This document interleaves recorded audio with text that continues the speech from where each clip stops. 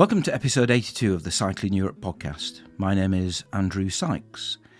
Now, it's probably fair to say that in the cycle touring world, middle-aged men are somewhat overrepresented. At least their voices are. And obviously, I include my own in that particular group. So it's always good to feature a younger female voice on the podcast. And Joanna Chmara is a good example. She's from Poland, and she has a particular interest in cycling in Central and Eastern Europe. I asked Joanna to start by introducing herself.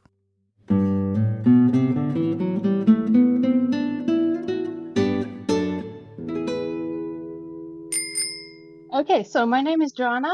I'm from Poland, and I am an author of a blog about cycle touring that's called wobblyride.com. I got into cycle touring 6 years ago, and it was actually just because one day when I was cycling to visit my parents for a weekend, I was just passing by a beautiful lake that is not far from my parents' home. And there was like a beautiful, beautiful sunset that I saw. And I just had this thought, oh, wouldn't it be nice to just see a beautiful sunset from a bike every day, but from a different place? And that's when like the thought of bicycle touring first popped into my head. I didn't know anything about it. I didn't know anyone that did it.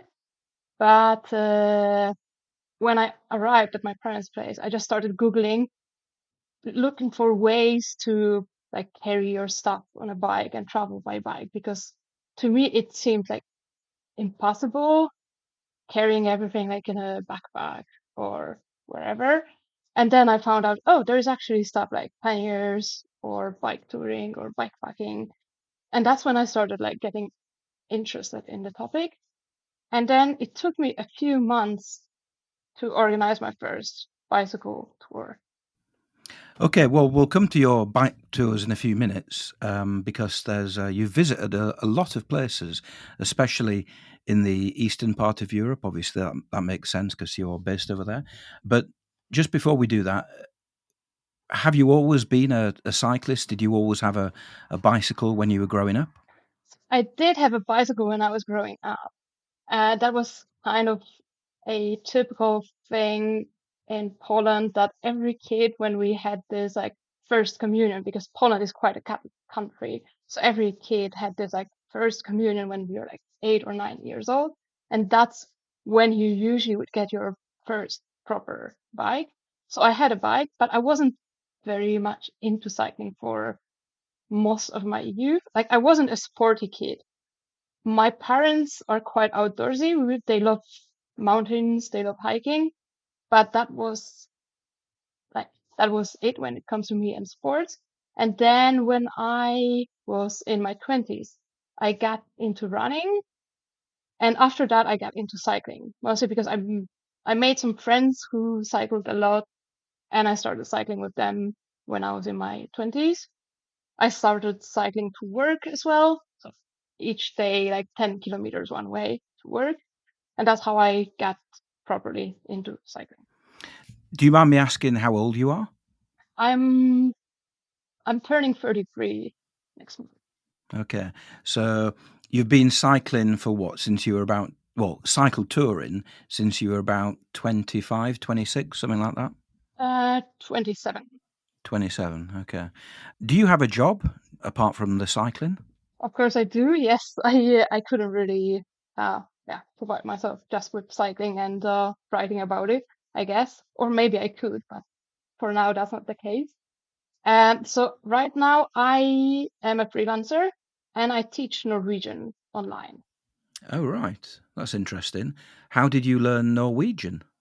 So that was my that's what I studied for my bachelor's. I chose Scandinavian studies just because I was very interested in languages in general. And my first idea was to study German, but then I thought I already know German well enough. I'm already proficient in it.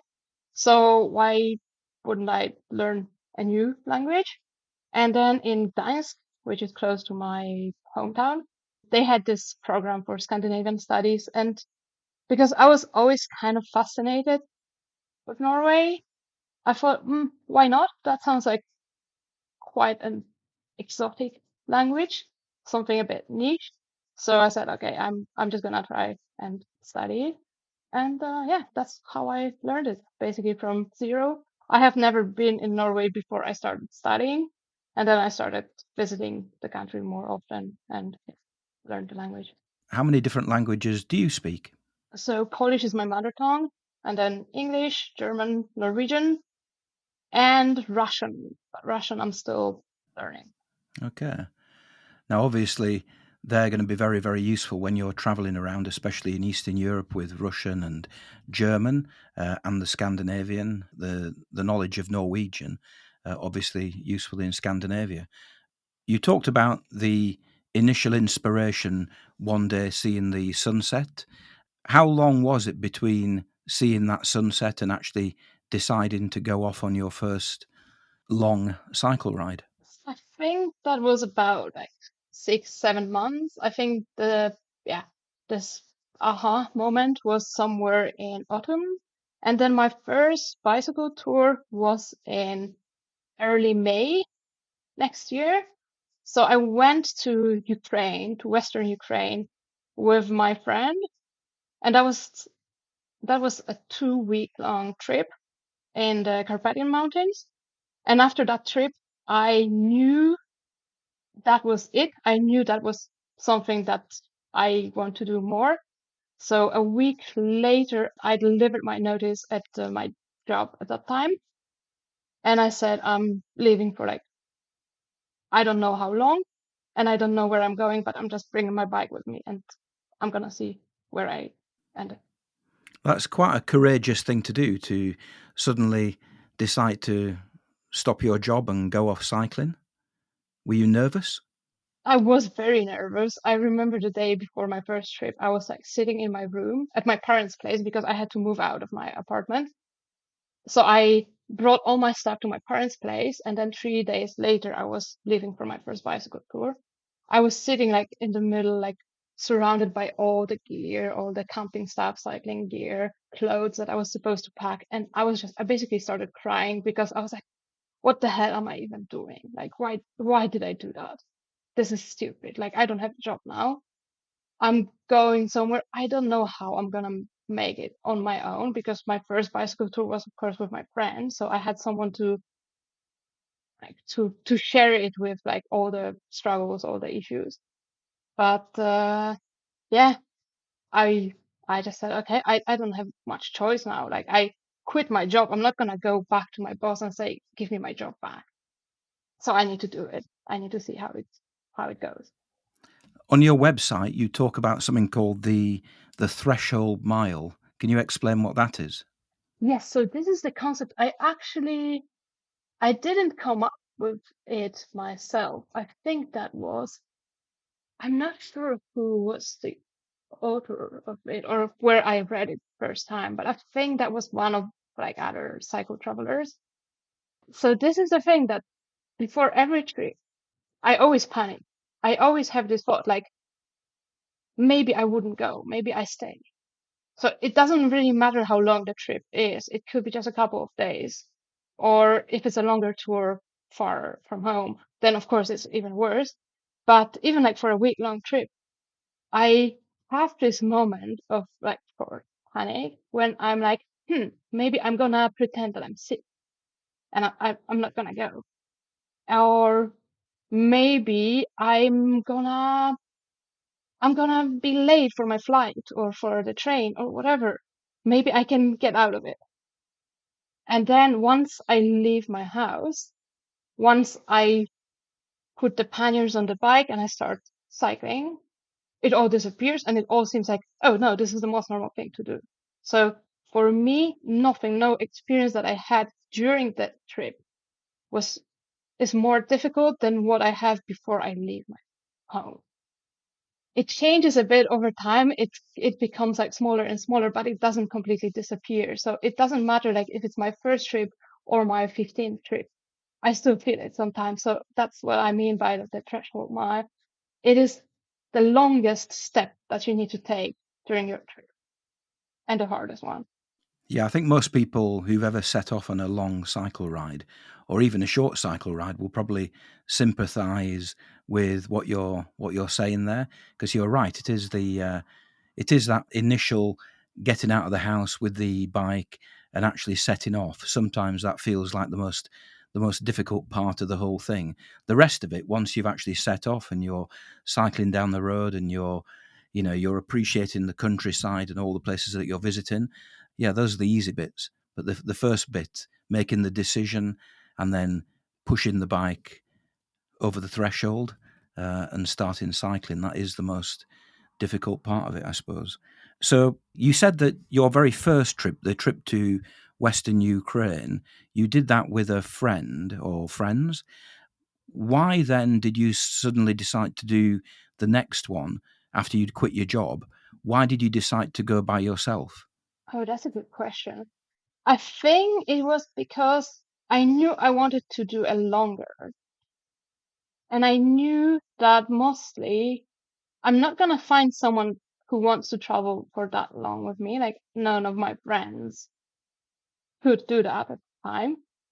I also didn't want to commit to doing something with someone for such a long time because like the trip turned out to be like 3 months long. Of course, like I originally thought it would be even longer, but it was 3 months long.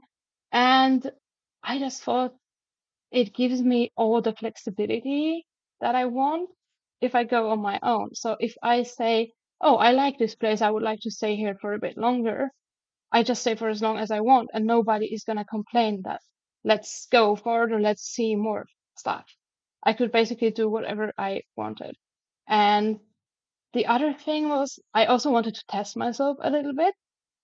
I knew if I do it on my own, then I'm going to be sure that I can do it myself, that I don't need anyone to help me. Well, of course, people help you along the way, but I don't need to rely on anyone, and I can still make it.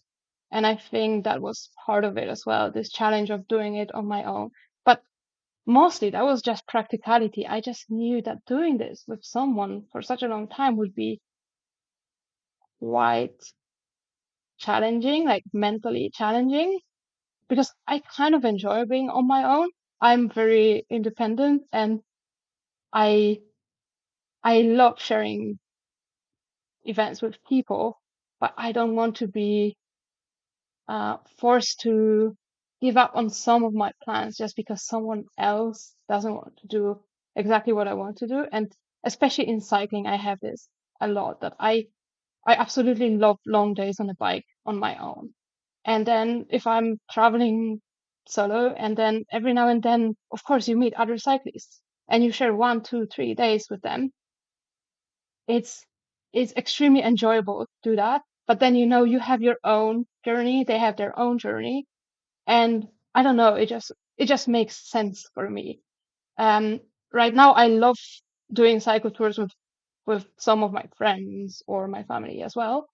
But yeah, but still, the solo tours, there is something to them that's just completely different. I think you're also like more open to other people. People are more keen on talking to you as well, because if you're traveling, for example, as a couple or with someone with a group, you're kind of like a closed universe.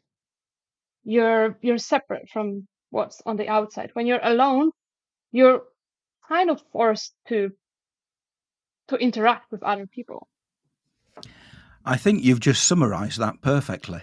I think you've just basically listed every good reason to be a solo cyclist, and I think, I think I've never heard anybody do that so well and so completely as the list of things that you've just come up with. Because I agree 100% with what you've just said. Where was that first solo cycle tour? Where did you go from? Where did you go to? And how long did it take you? So I started in Switzerland, and the reason I did that is because I wanted to visit some old friends of mine who live there. And I stayed there for a couple of days, like in the Swiss Alps. where I was already cycling a bit, but also like I had some time to cycle the mountains, the mountain passes without all the luggage, which was super nice. And from there, I decided to head east. So I went through Italy, Austria, Slovenia, to Croatia and Bosnia. And in Bosnia, my trip actually ended because I also got an injury. So I was originally thinking I'm gonna make it to Greece, but it didn't work out because I messed up my knee completely. So how long did it take you to get from Switzerland down to Bosnia? So the whole trip from Switzerland to Bosnia, that would be about 2 months, a bit longer than 2 months. So I stayed in Switzerland for quite a long time. And then it took me 2 months, but I was also volunteering along the way. So I was using this platform that's called Workaway to find some volunteering gigs in like where you can basically work and get accommodation and food in return.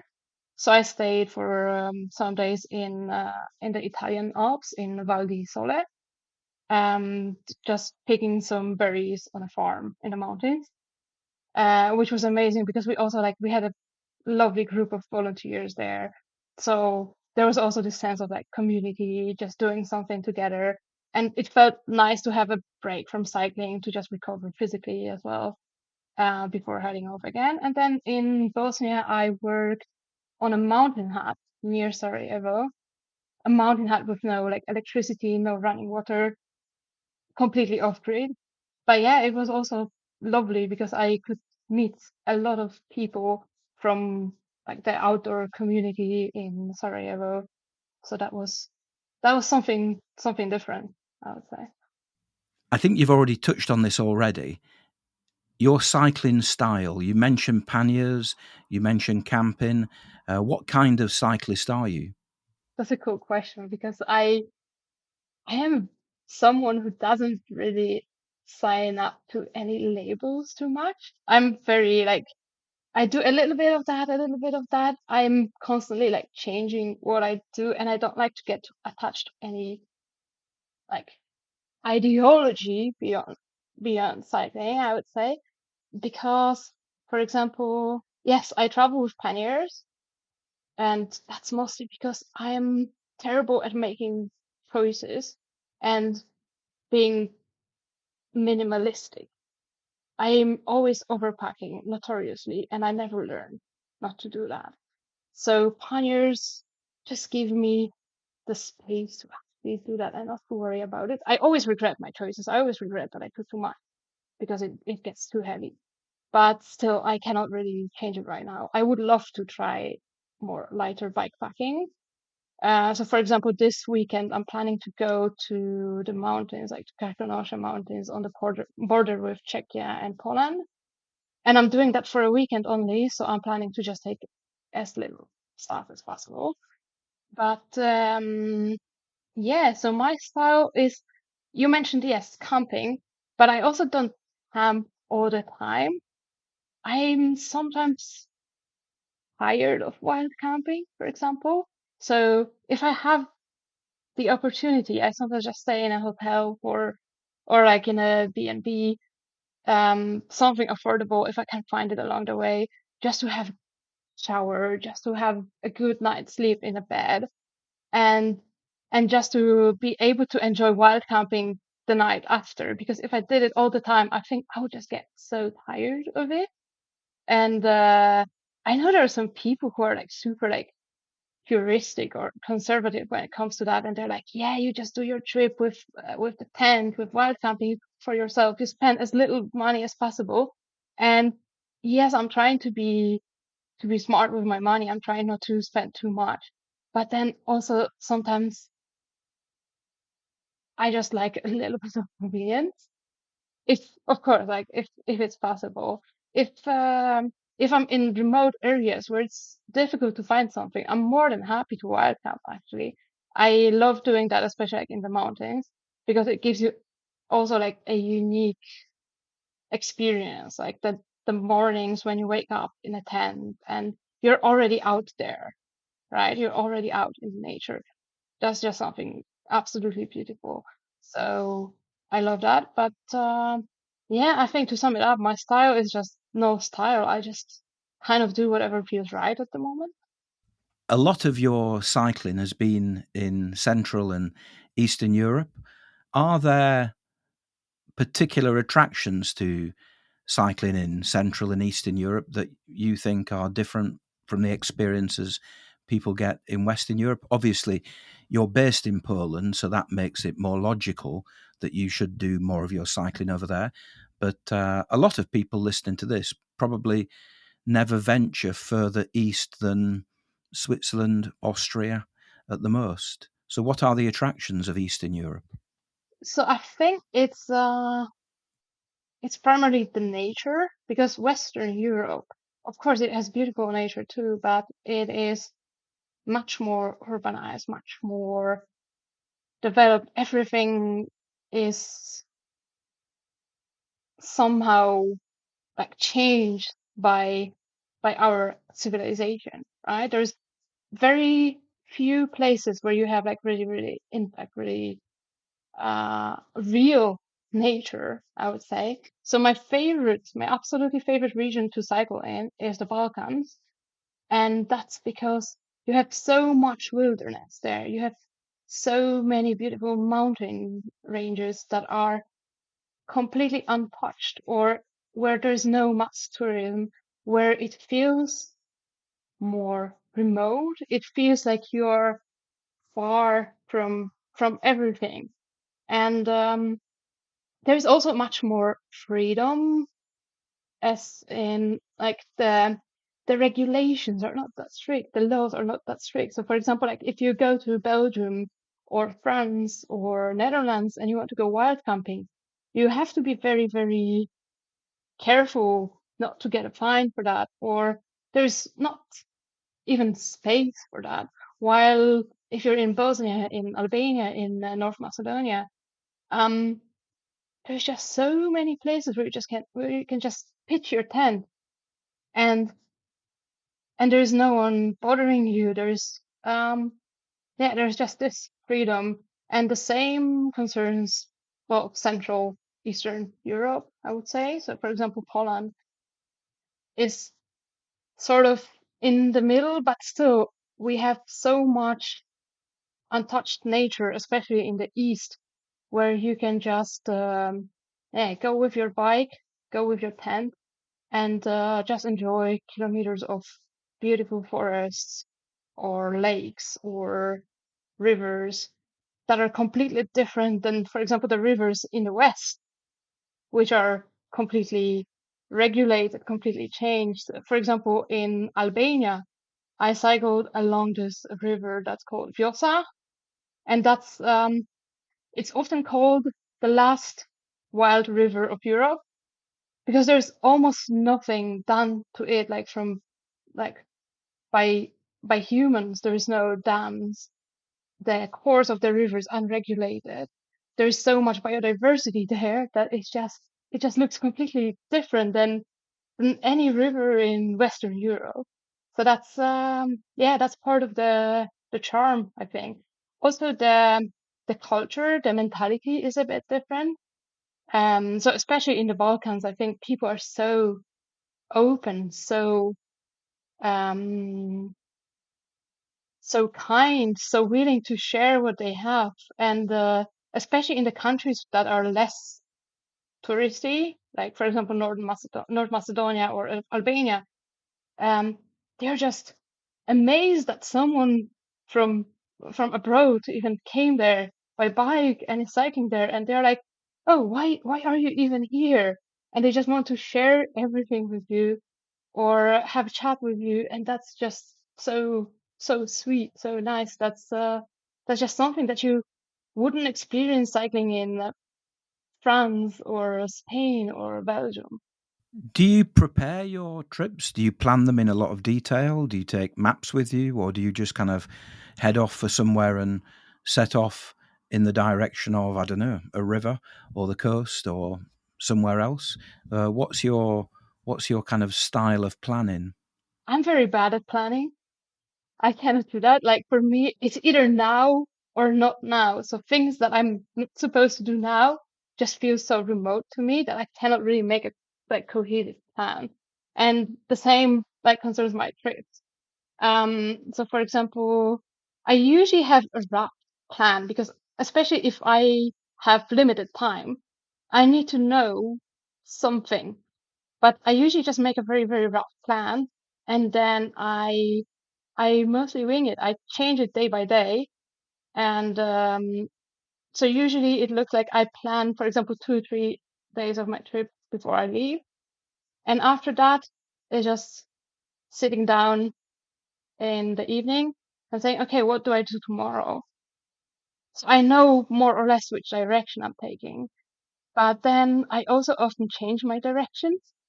So, for example, 2 years ago when I was in Albania, I was there for 3 weeks.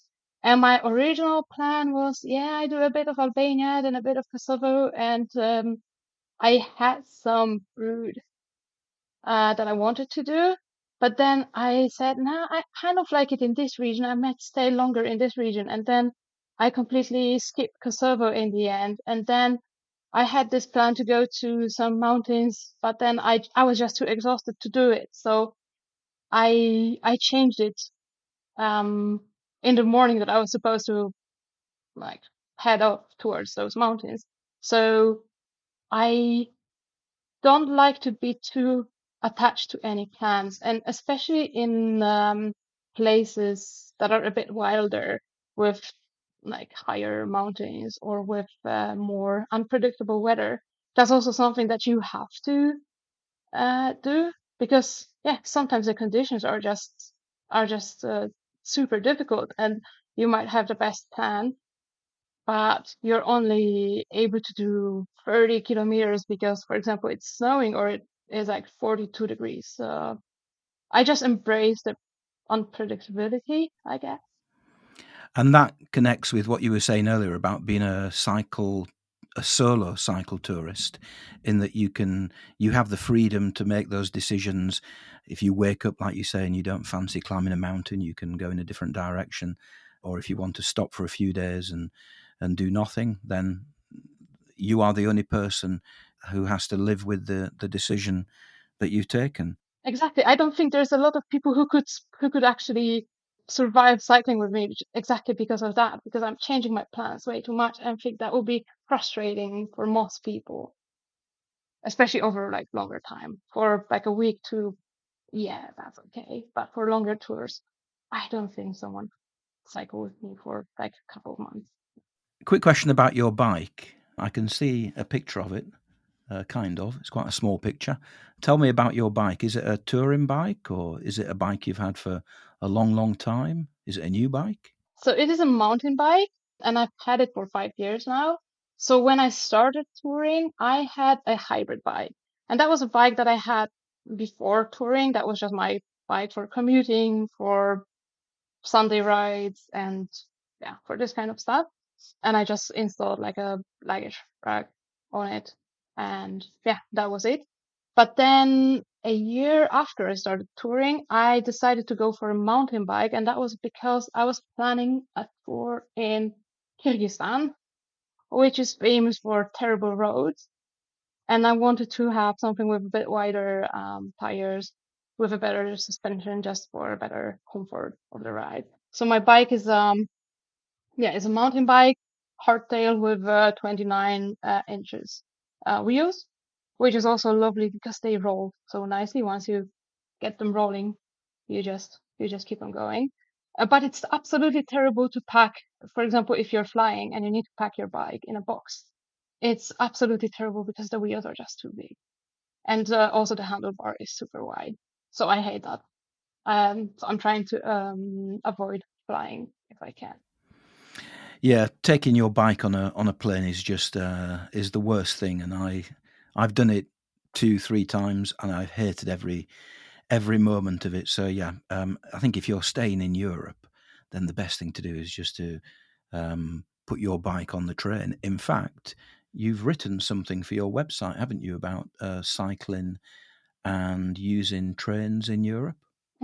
Yes, I have. I wrote this article about taking bicycles on trains in Europe.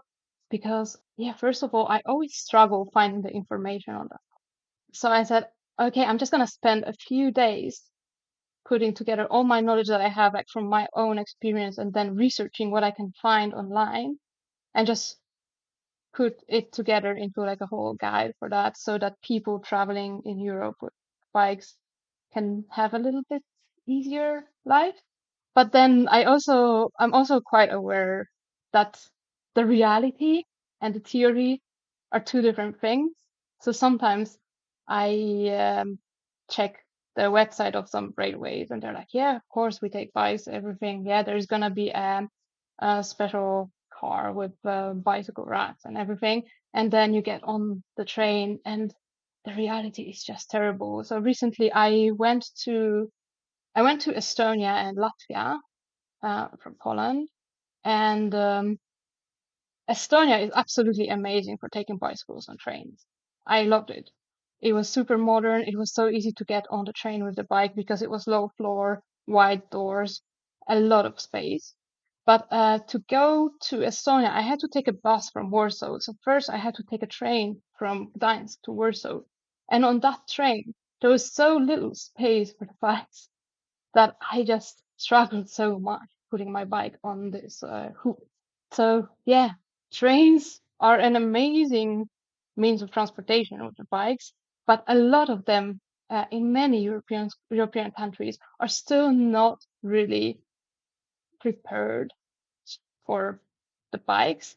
So it is always a hassle as well. So no matter what you do, no matter how you want to get to a place with the bike, it's always a pain in my experience. It's never smooth. So planes are terrible because you need to pack the bike. Trains are terrible because sometimes there is not enough space and it's just difficult to board the train with the bike. Car, yeah, how you go back to the car then after the tour. So there's no good solution for that, I guess. The best thing is if you can just cycle all the way. Yeah, I think I agree. I think traveling by train is always a bit of a lottery with your bicycle, but I suppose it's a lottery where you've got a better chance of winning than if you take a plane, I think. Yes, I guess so. It's less bothersome because with planes, well, you have to get to the airport with the bike in a box. That's already, and then you never know if your bike doesn't get damaged or anything. So yeah, and then you have to assemble the bike after you arrive. So I guess it is a lot of pain to have, but on the other hand, yeah, well, it's just part of the trip. So you just have to be prepared for that. You have to take some extra time before your departure and after your arrival to just, yeah, figure it out. No, I would always much prefer to spend 12 hours sitting on a train with my bike than I would for to spend 1 hour in a plane thinking about the horrors of having to reassemble the bike when I get to the other end. So yeah, give me a train any day. Now, of all the countries that you've visited, and I think it's about 22 countries that you've visited, which of those countries would you would you put at the top of your list of recommendations for cycling? Hmm. So my number one, I guess, would be Albania. It's also maybe because I spent a lot of time there, so I kind of know it well. It is what I love about it is just it's so wild that it doesn't feel like Europe anymore. You have the kind of adventure that's comparable to, for example, what I experienced in Kyrgyzstan, which was completely different, a bit like more off the beaten path, a bit more of just unpredictability and amazing hospitality as well. I also loved Bosnia for the same reasons. And also Bosnia has some weird kind of melancholic charm, which I guess it just comes from the very tragic history that's not so long ago. So it's still alive there. And of course it is heartbreaking what happened there, and I guess the society still feels that a lot, and the political situation is still far from stable, I would say. But I absolutely loved the people there. So they were just so open, so kind, and so, I don't know, just there was something different there that I felt all the time. And I always think, like, for example, people are going to approach you if you're traveling alone through the countryside. That's something that I take for granted. But then if I was wandering around Sarajevo, people would still approach me as well, just to see, okay, where are you from? What you doing here? And just to tell me their life story. And this is just something that, yeah, you don't experience everywhere. And of course, the nature in Bosnia is absolutely stunning. So the mountains there are still super wild, and you have so many small roads or gravel tracks in the mountains where you can just enjoy riding your bike completely alone for hours, not meeting a living soul. And yeah, that's something that's just a completely different experience. And then let's say number three would be who? Slovenia or Switzerland. I loved Switzerland as well, but Switzerland is like, yeah, you just expect it to be breathtaking, right? You have amazing views everywhere, and the roads are awesome, and there are some very good cycle routes. Yeah, so this is the kind of adventure that's more like for when you want to just ride your bike and enjoy the nature. And I think Slovenia is a bit similar. Like it's very, very spectacular as well. Like the Alps in Slovenia are amazing. But Slovenia is something like in between East and West. So if you are someone who's traveled in Western Europe only by bike and want to do something a little bit different, I would say Slovenia is a perfect place like for the first trip outside, because it has a bit of this like Balkan spirit, but it's a bit more organized, a bit more structured. Everything is super clean and developed. And I think this is something that, like, where you won't experience like this shock that you might experience when you first come to, let's say, North Macedonia or Bosnia, and you're traveling through the mountains and you see, for example, piles of trash, and you're like, oh, that's it. Yeah. Or you feel like it's a bit too extreme. You have, for example, a road that goes for like 30, 40 kilometers through the mountains, and there is no shops, no villages, no water, and it just feels a bit like more challenging. So Slovenia is something that's like perfectly in between East and West. Yeah, that's interesting. I only have experience of one afternoon of cycling in Slovenia, but everything I hear and read about cycling in Slovenia and traveling in Slovenia is very, very positive. So I kind of, in my mind, I think of it perhaps as a cheap version of Switzerland in terms of the mountains, in terms of the facilities. But yeah, I should go back there and find out for sure. So those are at the top of the list: Albania, Bosnia, Slovenia, Switzerland. At the other end of the list, which are the countries or which are the places that you've visited where you think, oh, this is a bit disappointing? I was expecting something a bit better than this, or you came away thinking, right, okay, well, I'm glad I've been there, but I'm not going to go back. Yeah, so bike wise, especially, I would say Malta. So I have a lot of experience cycling around Malta because in the last 2 years I've been there for many, many months actually.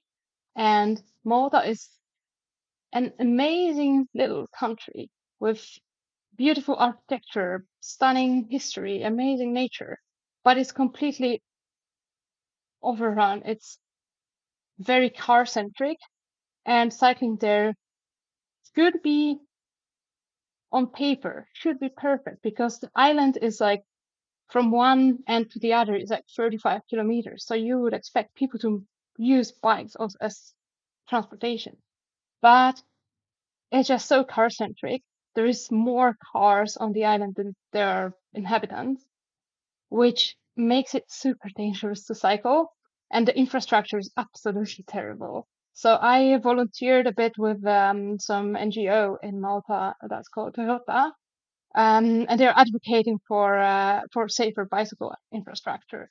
So I got this like firsthand experience of like seeing like how bad it is, not just from what I see, but from like the conversations with policymakers. On paper, Malta should be perfect for cycling because also it's a sunny country. There's like over 300 sunny days in a year there. So you would think, oh, there's no better place for cycling than Malta. But unfortunately, it's not. So yeah, so that's one of the countries in Europe that I would call least cycle friendly. And apart from that, huh, I don't know. No, actually, I don't really have. Well, Malta can still be a very, very nice experience on a bike, especially if you go to the smaller island Gozo, which has much less cars, which is much nicer to bike. But yeah, that's definitely my least favorite country in Europe for biking. Everything else, no, I don't think I have any disappointments. Like, I think also every country has something special. It's like sometimes some are more exciting than the others, then some are more bike friendly than others, but there's still something beautiful that you can find everywhere. So for example, recently I visited Estonia, and particularly the coast and the islands, and I found it a bit boring because it was super flat, and I love the mountains. I love cycling in the mountains. I don't care if I have to push my bike uphill. In the mountains is just where I feel like at home. And Estonia was just super flat. But then you had so much greenery. It was so quiet. There were so many birds, so few people. And yeah, and then I just said like, yeah, it is not the most exciting country to cycle in, but it's certainly not a country that I wouldn't go back. I still enjoy it, and especially like if you're, for example, like if you're feeling exhausted, if you're feeling overstimulated, cycling through the Estonian forest is just like such a peaceful experience.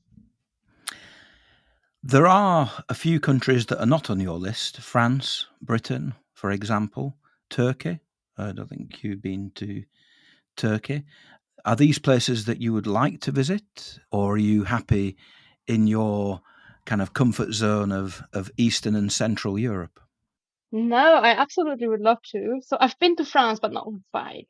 I've done some like I've done like a little road trip in Normandy, and I loved it. I also visited the mountains up north. So yeah, it's not that I wouldn't like to go. I absolutely would love to. Yeah, sometimes there's not enough time for like everything, and the same goes for the UK. I actually planned to go to Scotland this year, but then the plane tickets got so expensive, like before I managed to book them, that I just said, okay, no, maybe I do the Baltics this year and I do Scotland another time. Because yeah, no, I would love to go to the UK. I've actually never been, which is super weird. I always wanted to visit when I lived in Brussels because it was so close by, but then my time in Brussels was during COVID, so traveling wasn't the easiest. So, what are your plans for the future? Where are you going next? And have you got any plans for epic trips, perhaps around the world, something like that? Yeah, I do have a few things that are still on my list. So first of all, there is the Pamir Highway in Tajikistan, or like in Tajikistan and Kyrgyzstan. And this is something that I wanted to do in 2020, but then COVID hit and completely changed my plans. And since then, like there was always something in a way.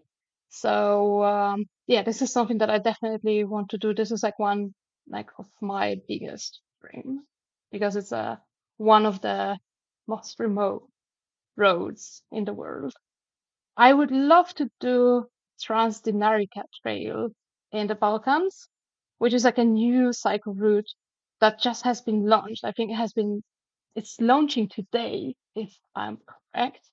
And this is just like a project that multiple Balkan countries did together just to connect all the countries together or set up a route through the most beautiful places in the region. So this is something that I would love to do as well. And yeah, as I mentioned, Scotland is on the very top of my list. I would love to visit Southeast Asia as well. I would love to cycle in, for example, Malaysia or in the Philippines or in India, but that's a bit like bigger project, and I'm not in a very big rush to do them. I'm gonna do that sooner or later. It's not also not a priority. So I had to, if I only had one bike trip that I can do in my life, that if you told me, okay, you have 2 months left and you can do one trip, that would be the Pamir Highway for And hopefully you will get to the Pamir Highway soon. Will you do that solo? Will you go on your own? Cool. Yeah, I wanted to. I'm a bit uncertain about that because this is a very challenging tour. I might team up with someone to do it. So I'm not very attached to the idea of doing it on my own. I might also just start it on my own and then most likely meet some cyclists along the way and just, team up for a couple of days with some people and do that this way because I know that's what usually people do over there. There's only one road that you can take, and so all the cyclists traveling the Pamir Highway in every like at a certain time they always like end up cycling together. So I don't know yet. I might do that on my own unless I have someone who has exactly the same plan and wants to do that with me and has a bit of a similar like style of cycling as I do. I think it's probably, I've got to be careful what I say here, but I think it's probably fair to say that the majority of solo cyclists are male. Obviously, you are female.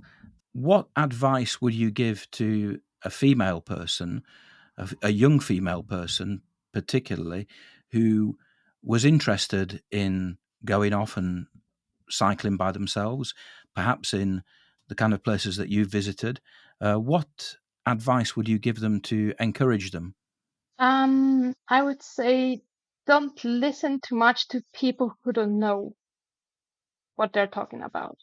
So of course, listen to advice of people who did it, but don't listen to your aunt Katie who says, "Oh no, this is dangerous. Don't go to this country because it's dangerous." Because they're just projecting their fears onto you. Expect to be scared and just do it scared. Because I think, of course, like it's partially society that makes us feel scared as women, but partially it's also like there are different dangers that women face than men. And of course, you have to be aware of that. You have to have some sort of idea what you're comfortable with. It's good to push yourself out of your comfort zone, but you don't have to leave the comfort zone like 500 kilometers behind.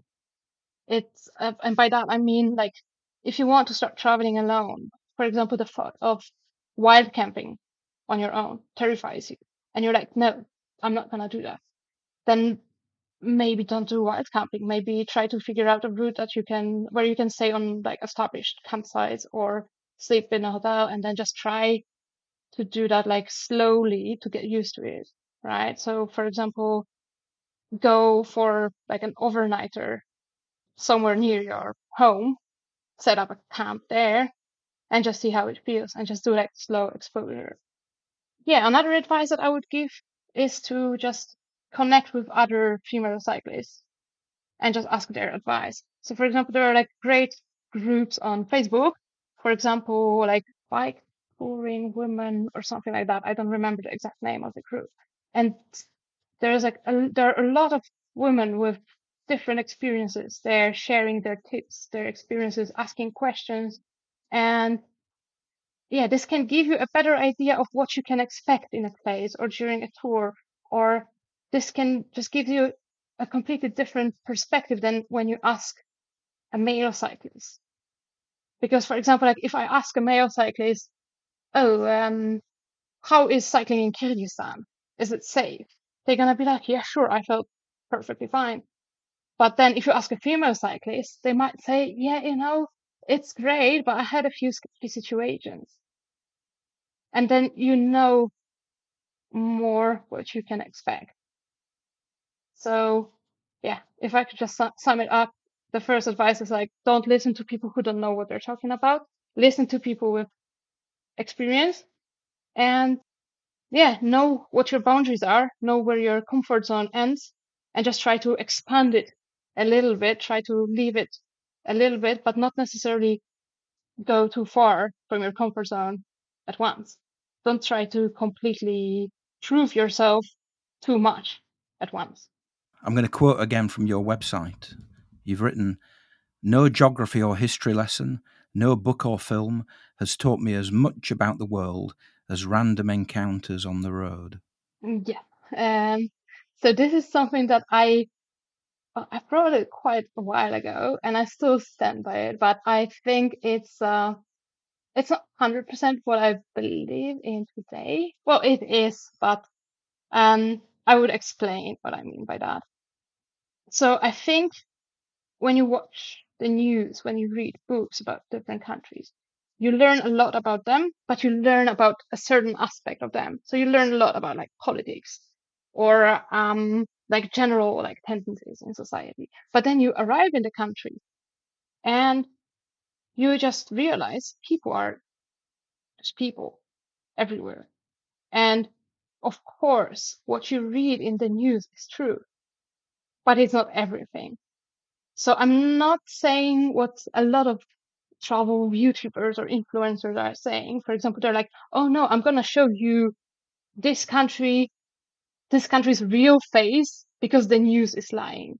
So the news isn't lying, or the geography books or the history books aren't lying, but there is more to that. The reality is a bit different when you see it when you're there than when you view it from like through the lens of a camera, for example.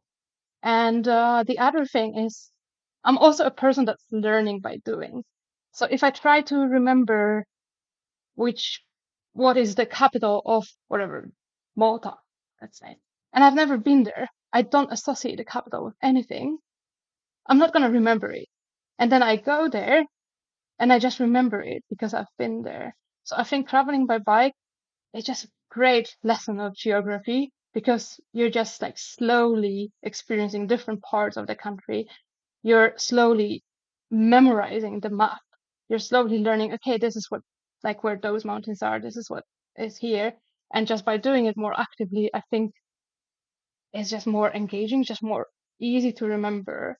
So yeah, that's also what I meant by that. If people want to get in contact with you, what's the best way they can contact you and discover more about your experiences and perhaps even contact you for a conversation to be inspired for their own solo adventures? Yeah, I'm always happy to help people. And I recently actually had someone contacting me because they were planning a trip to Albania and they had some questions and they just actually messaged me and said, could we have a phone call? And I was so happy to do that because that's just very, very fulfilling to know that your blog is helping someone and that you can share the experience with someone. So yeah, the easiest way is just to leave me a message through the contact form on my blog or message me on Instagram. That's the easiest. I usually try to reply as fast as I can. And yeah, if you need a chat, if you need to ask some questions, if you need some reassurance about your plans, that's where I might be able to help. Yeah, just message me, say like, can we have a phone call? Can I message you? That's always fine with me. I'm always happy to do that. And what is the website? What is the Instagram handle? So the Instagram handle is Chmara, which is Chmara. That's my last name plus letter A. And the website is wobblyride.com. What made you call it wobblyride.com? I had a hard time figuring out what my blog should be called. And then that was one of the ideas that I had because I find all my trips a bit wobbly. And by that, I mean they are never perfect. They are never exactly as I imagine them to be. There's always some unexpected events. There's always something going wrong. But but I just make it.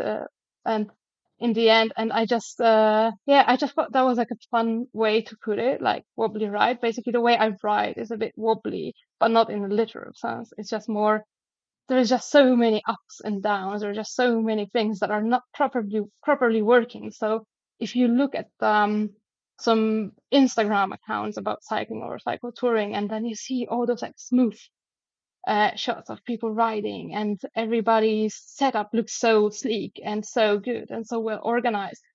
That's not how I work at all. So for me, it's pure chaos. So I said, yeah, that's how I could describe it. That's a wobbly ride that I'm having. That sounds like the perfect name for a website. So, yeah. And from what I've heard in the last hour, I think that sums up extremely well your style of cycle touring, which I think is fantastic. I've really enjoyed chatting. So, thank you for that. And good luck in your future journeys on and off the bike. Thank you for having me. It was a real pleasure to meet you and to chat about touring. Always fun to exchange the experiences. Thank you to Joanna for taking the time to have that chat. You can visit her website, just to repeat it, wobblyride.com. That's wobbly, WOBBLY, ride, RIDE.com.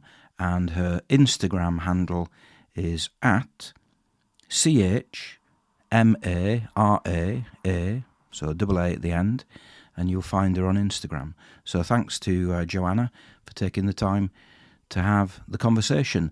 That is it for episode 82 of the Cycling Europe podcast. If you'd like to get in contact with the podcast, you can do so by visiting cyclingeurope.org/contact. If you'd like to support the podcast, you can do that by visiting cyclingeurope.org/support. And as always, if you'd like to give a rating or a review on the podcast platform where you happen to be listening to this on, then please do. It would be much appreciated. So thank you for listening. Episode 83 will be out at some point soon. I'm off to Shetland and Orkney in the middle of August, so it could be that the next episode is actually me cycling up on those islands to the north of Scotland. If you're interested in finding out about cycling Shetland and Orkney, go back and listen to episode 81 of the podcast, which is perhaps what I need to do before I head up there on the 14th of August. So thank you for listening and happy cycling.